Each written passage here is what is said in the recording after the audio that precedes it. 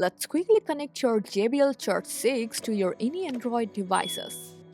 First open up your phone settings, go for connections, and from here select Bluetooth and make sure Bluetooth is turned on and your phone is searching for new devices. Next, turn on your JBL Charge 6 by pressing the power button and press the Bluetooth button until it starts blinking and make a sound. This puts it in pairing mode.